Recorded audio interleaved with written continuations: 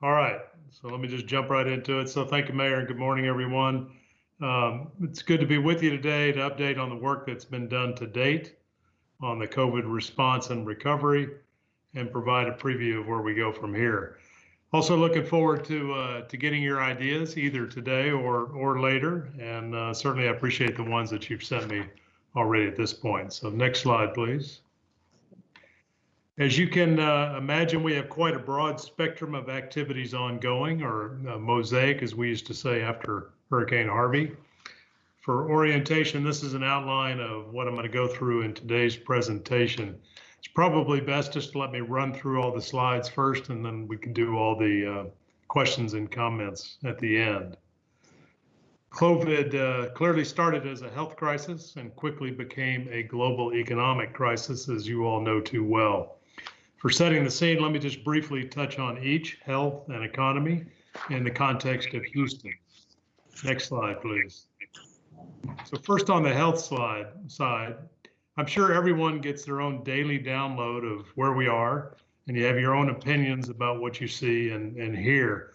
Clearly, we are still deep into this pandemic with significant uncertainty regarding the magnitude and the timing of any additional waves of infection, the timing of a vaccine, and our ability to manage the virus until then. I make my own daily assessments by talking with our professionals, Dr. Peirce and Director Williams, as well as a number of the lead doctors in our community who have done an amazing job of making themselves available. Now, I want to share two charts, both out of the Texas Medical Center daily slide pack, which is also available on our website, by the way. This first chart shows the number of daily hospitalizations. That's the number of new people being hospitalized each day due to COVID-19. Now, to take out some of the noise, just focus on the red line, which is the average of the most recent 7 days. The two diamonds that you see represent the phase 1 and phase 2 reopenings of the economy in Texas, with Memorial Day occurring just shortly after the phase 2 reopening. Now, the trend is undeniable and of concern. While you would expect some increase in hospitalizations as social interaction increases, we can't really tell yet where this is going. Next slide. And just to ensure I don't give you the impression that any of this is obvious, here's the second chart I'll show, which is the ICU occupancy trend. This is the total number of people with COVID in the ICU, with the red line again being the 7-day average. You can clearly see an upswing in ICU occupancy with the reopening, but it appears more recently to be flattening despite the increase in hospitalizations that we saw in the previous chart. Now, it could be that it's just too early and the increase in ICU occupancy will come, or another possible explanation that's being kicked around is that it could be because the average age of those being admitted to the ICU now is getting younger and they're staying in there for less time. We're also not seeing the rate of deaths go up at the same rate as hospitalizations for now, and that could be for the same reasons. Now, whether or not we keep this in the manageable range is still a significant uncertainty, and I will tell you that the information that's come out since I put these charts into this slide pack, so the last 2 days, both look significantly worse. So the trend is continuing in a negative direction. And this has nearly everything to do with people's behavior. So think social distancing and other precautions that individuals can take. So let's turn to the economic side of the crisis, which is clearly linked to the health slide. So next slide. Everyone here understands the unprecedented nature of the economic crisis, especially as our region is doubly hit by the sustained impact on the energy sector. But I would say the full scope of the economic crisis is still very much unfolding. Nearly all businesses have been impacted, but with widely varying degrees of their abilities to weather the storm, with particular concern for small businesses and acute concern for small businesses in neighborhoods that, while not moving the needle on a Houston-wide economic scale, are essential to the health and the viability of many of Houston's neighborhoods. Now, there are literally 50 different indicators I could show you to emphasize the economic side but I've chosen two that also pick up the human factor. Here on the right, you see unemployment claims in Houston by week from late March through early May, when nearly 380,000 Houstonians, mostly in the service sector, filed for unemployment, and that number now, of course, is much larger.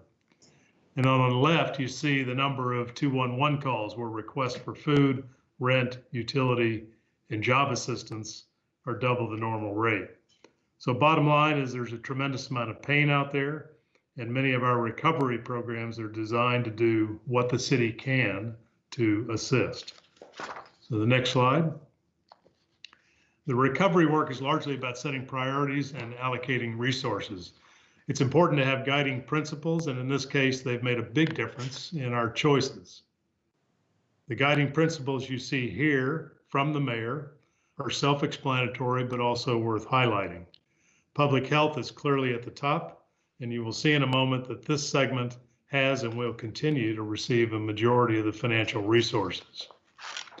In all cases, we have defined and prioritized vulnerable and at-risk individuals and communities, and you will see this reflected in the approach to elements like testing and economic support programs, and in our community response, collaborating with dozens of nonprofits and business and community organizations. For this response to be effective, it has to be about collaboration, to focus and leverage resources across many entities. Coordination with the county, with the medical and business communities, nonprofit and civic organizations, as well as our state and federal partners.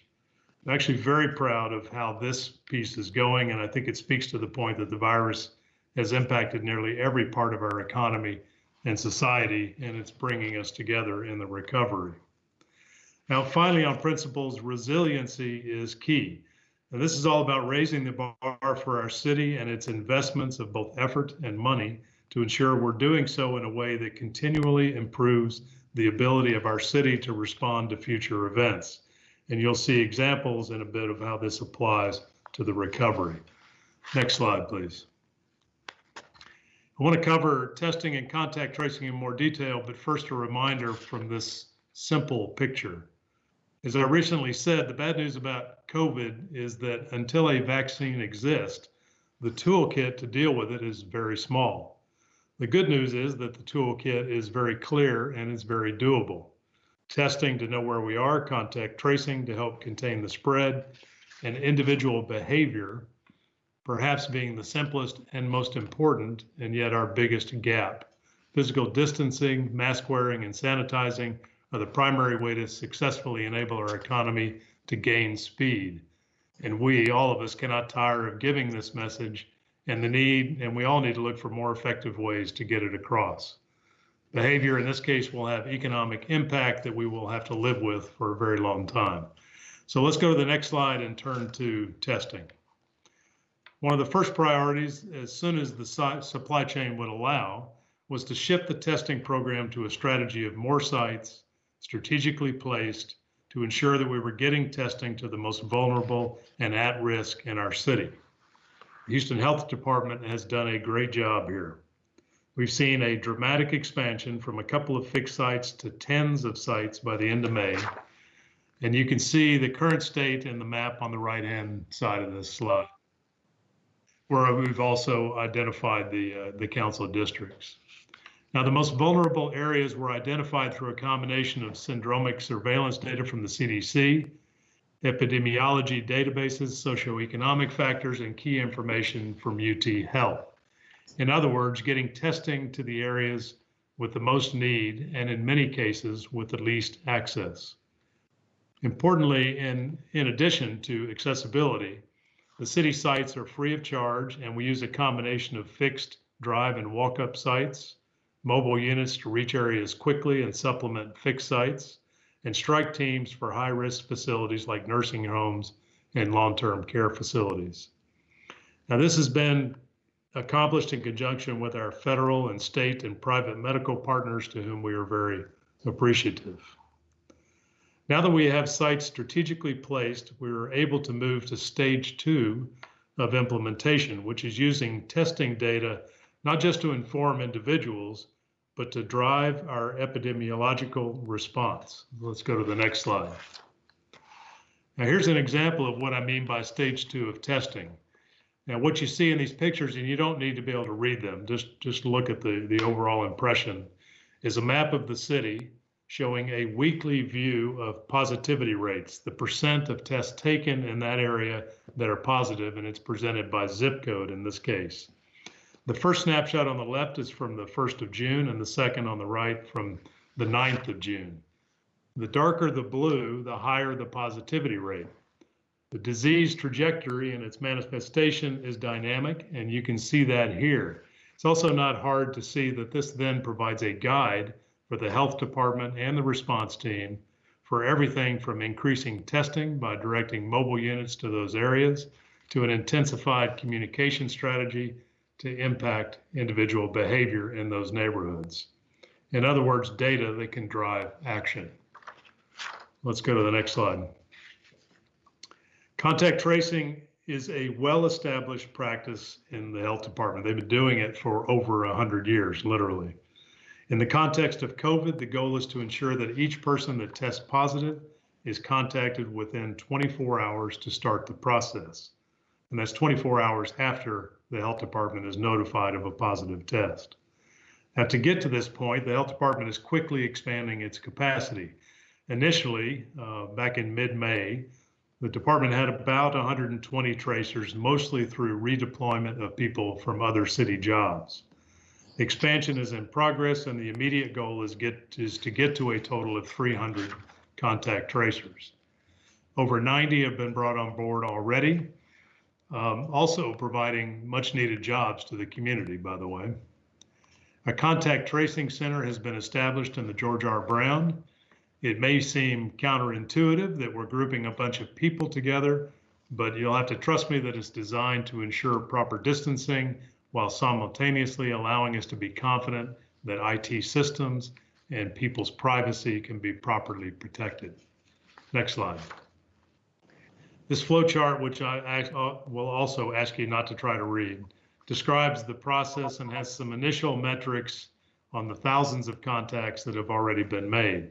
Now, I don't want to go through this in detail today. Rather, I just want to flag that this is an area where we need to get past the expanding phase that we're in right now and into the measured effectiveness stage as quickly as possible. And that's exactly what we're working on.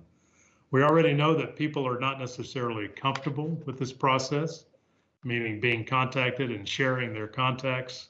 So we are simultaneously looking for best practices and other ways to improve this situation through training, through communication, and anything else that we can find. So more to come in the subsequent weeks about the effectiveness of this program. Let's go to the next slide. At the onset of COVID-19, the health department set out to mitigate the impact in the approximately 265 long-term care facilities in Houston. A multi-phase strategy has been established for this especially vulnerable segment of our community. In phase 1, the health department, supported by the Houston Fire Department, created strike teams to conduct on-site assessments of each of these facilities.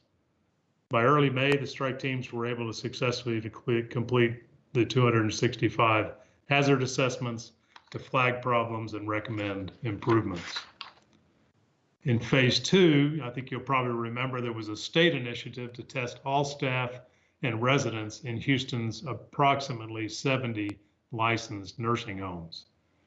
And as part of that effort, about 12,000 staff and residents were tested in this program in May. In phase 3, the current phase, the health department and the fire department are teamed up to offer COVID-19 testing to all long-term care facilities. These long-term care facilities have been contacted, and about 66 facilities to date, testing has been completed and the program continues. Now, phase 4, the next phase that we'll get to, has a defined goal that all staff in nursing homes get tested weekly, and all residents are to be tested if there's an individual with symptoms or if staff have tested positive. Now, in order to make this happen, the health department will work with nursing home administrators offering training, test kits, and lab services free of charge to determine the feasibility of weekly self-administered testing. Now, this would be an excellent outcome. I think it's a terrific strategy, and we'll also keep you updated on how we're progressing with this. So let's go to the next slide, and now we'll talk, Mayor, about funding. While there are a number of funding categories in the CARES Act, today I'm going to focus on the one that represents the majority of the funds allocated to the City of Houston, the COVID Relief Fund, or you'll hear me say CRF quite a bit, and that's in the amount of approximately $405 million. Now, sorting out how to allocate this money to the response and recovery opportunities has been a significant amount of work. Despite significant residual gray area in terms of what exactly this money can be used for, the clearest requirements, and the ones that we have adhered to, are that it must be directly related to COVID-19. It must not be on something that was an existing project or funded before COVID, and it must be spent by the end of 2020. Let's go to the next slide. Now, to determine the appropriate allocation of these funds, we undertook a very deliberate and disciplined process. Each department submitted its opportunities and ranked those in terms of priority. Each director then presented their proposals to a tough challenge team, including myself, the mayor's office, functional experts from legal and finance, and a few other team members. The proposals were screened for meeting all the requirements, and also we made an assessment of their overall impact on the recovery. The challenge team then high graded and recommended about 200 individual items for approval. So let's take a look at the results of this process, and so go to the next slide if you would, please. And here on the right, again, you've got copies of this so you can absorb more of the detail later, but on the right you can see the list of departments which made proposals and the allocation resulting from the screening process. And let me just note a couple of things here. We've grouped at the bottom there, you'll see other departments, a number of departments together that received lower allocations just to minimize the amount of information on the page.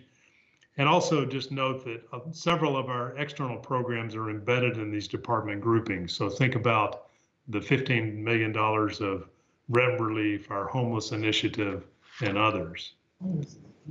Essentially, we screened more than $550 million worth of opportunities down to the money we had, which was basically $300 million discretionary to spend.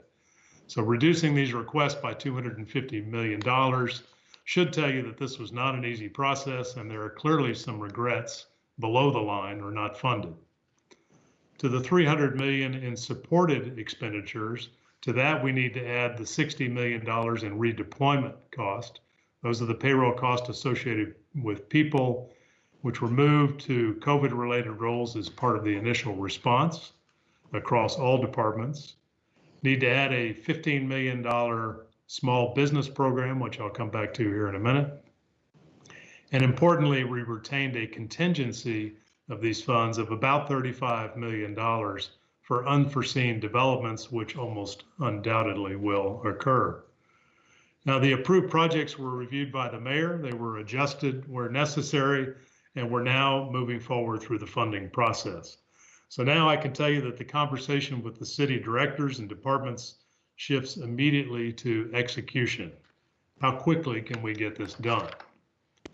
This amount of new money coming through the system in a short period of time will also most definitely stress the system. We're looking at some process redesign options to streamline the internal process with legal, finance, and procurement, which may also mean adding some temporary resources so that professionals can be dedicated full-time to this work. It also means that a lot of proposals will be coming your way as council.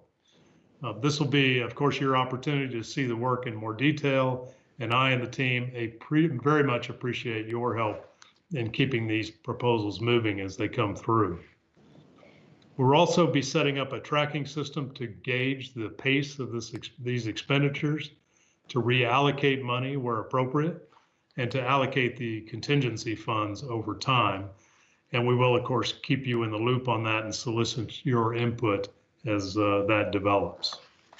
Next slide, please.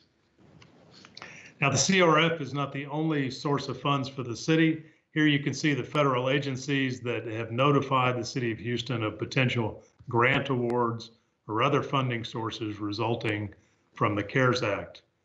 The relevant city departments are actively pursuing this money, of course. Some examples would be the Housing Department going after some of the HUD allocations, Health Department going after Health and Human Services, and of course, airports working with the FAA. We have had some success here already, but future success in some cases could also allow us to offset some of the CRF money.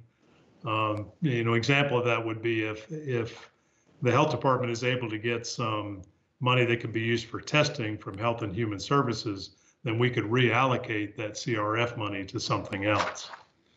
And again, we'll keep you updated on how that's developing. Next slide, please. Now we're going to step into a few of the initiatives that we have working, and then I'll wrap up. The mayor established the Health Equity Response Task Force at the end of April in response to COVID, of course, led by the directors of Complete Communities, Community Relations, Education, Special Events, and the Chief Resilience Officer. Now, when I think about our principle of focusing on vulnerable and at-risk communities, this is the recovery team that comes first to mind. You can see on the chart the list of subcommittees, or I'd prefer to think of them as initiatives that are active, which also include about 50 community representatives, including medical experts, faith community leaders, communication experts, nonprofit organizations, business associations, and academics. The group is focused on 22 super neighborhoods with underlying health and economic vulnerabilities to deliver support as part of the citywide COVID response. Again, on the chart, you can see the critical needs that they're focused on meeting. The most visible elements so far from this program have been delivering critical resources such as food, PPE, and many other supplies. The Mask Up campaign, which I know you have all seen. And of course, there's some excellent work in terms of tailoring communications at the neighborhood level for higher impact. Now, I have very high expectations for what we'll see out of this group, and I think they will compete well for any additional funding that we're able to free up. Next slide, please. I don't know if you've seen the parks program, but I wanted to include this as an example of how some of the city's public-facing facilities are managing reopening safely. So in this case, parks and summer youth programs. For parks, Steve Wright and his team have segmented availability into 3 risk-weighted groupings of activities with different opening dates, I think for pretty obvious reasons. So an example of that would be the first grouping is low touch, low grouping, low number of people, large space activities opened on June 1st. That would be golf and tennis and similar items. The next grouping is medium touch, medium grouping, still large space type activities. Think sports fields, but with very low limits on the number of players that can be together, skate parks, that type of thing, and those opened on June the 13th. And then there's a third category of high touch, high grouping, and more confined spaces, which are still to be determined on when those may or may not open this summer. Think about playgrounds and pools and that type of activity.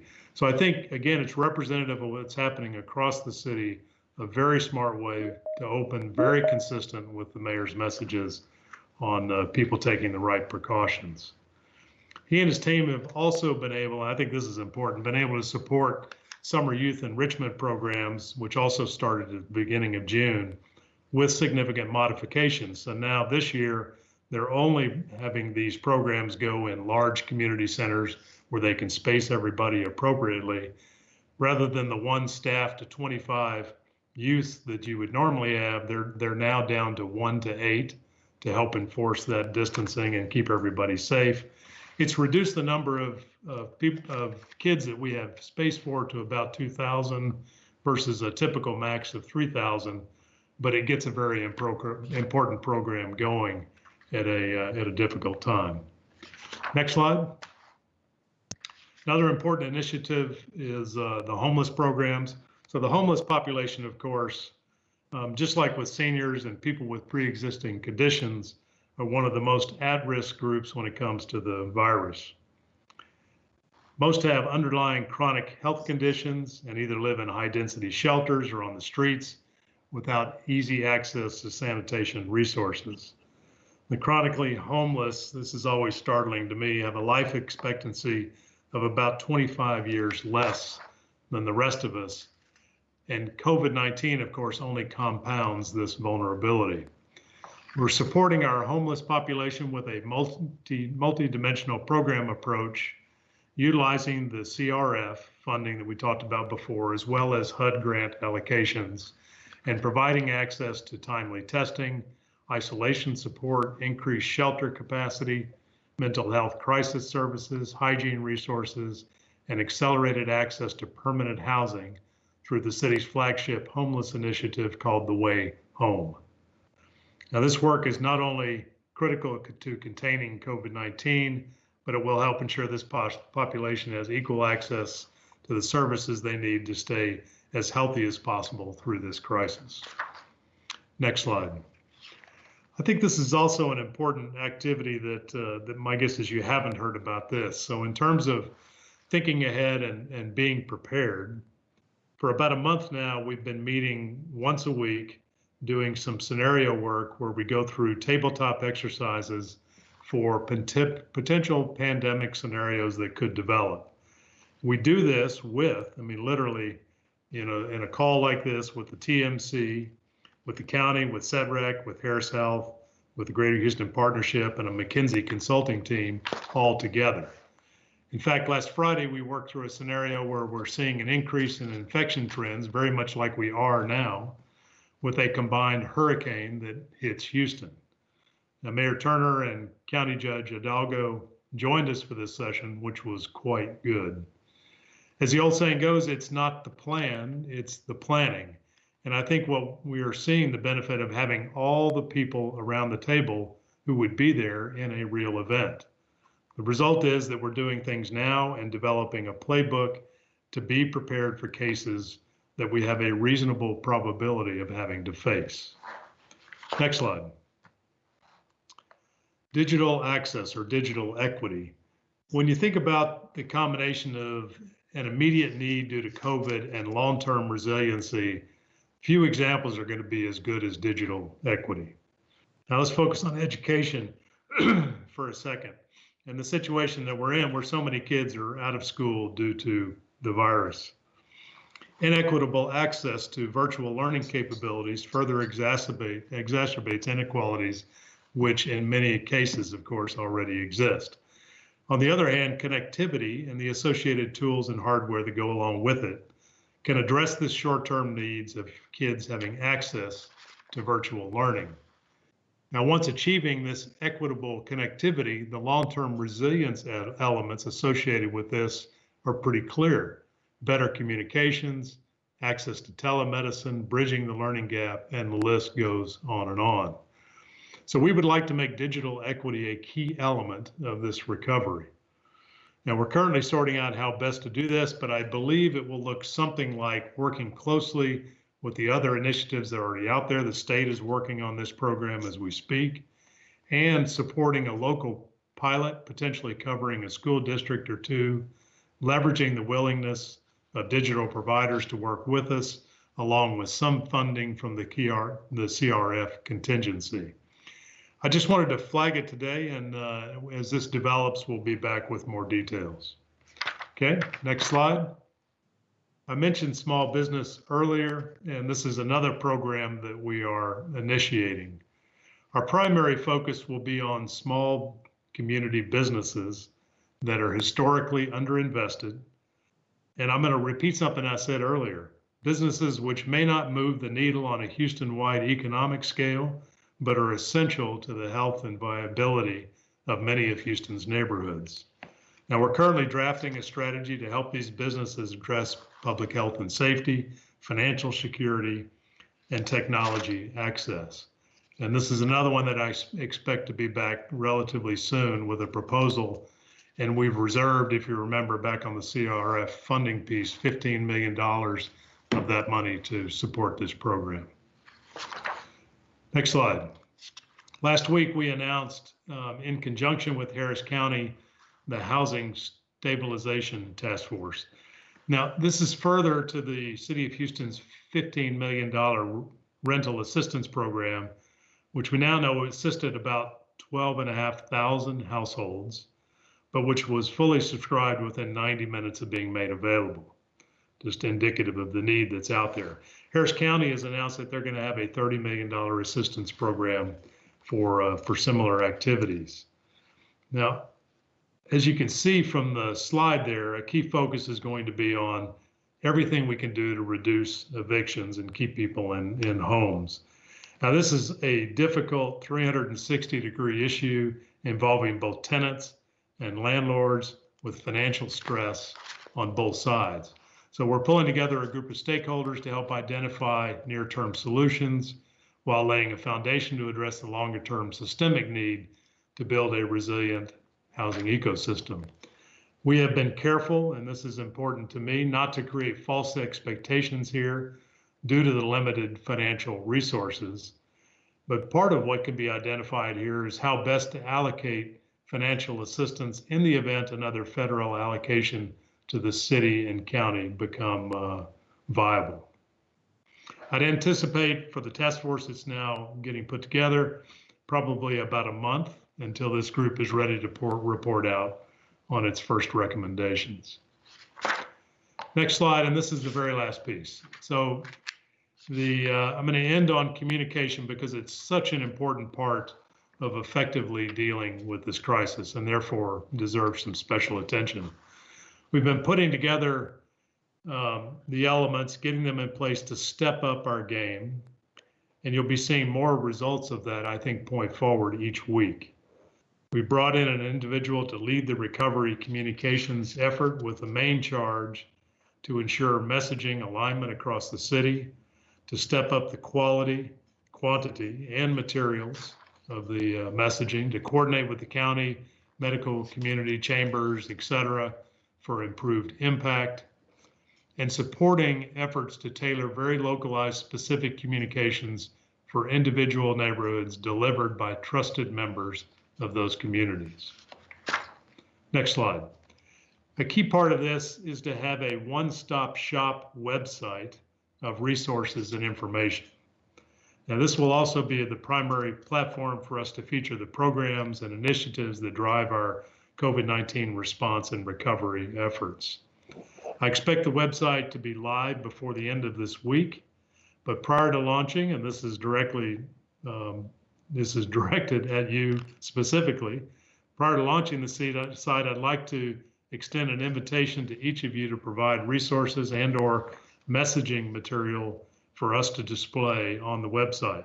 We have a dedicated section on the website for this purpose, and you can expect our communications lead to be in contact with you and your staff to ensure that that you know how to connect to that, and we'll make that easy for you. The idea here across the entirety of the website is to be complete and transparent, with also with items like scorecards from the recovery team being made available. Now, next slide is there were just a couple of pictures in here of the type of things that would be included on a website. You can see the 4 of the many categories of places where you can go on it. And the next slide then is just an example from the Health Equity Task Force of one of the scorecards that they have. So that's the kind of information we want to be available.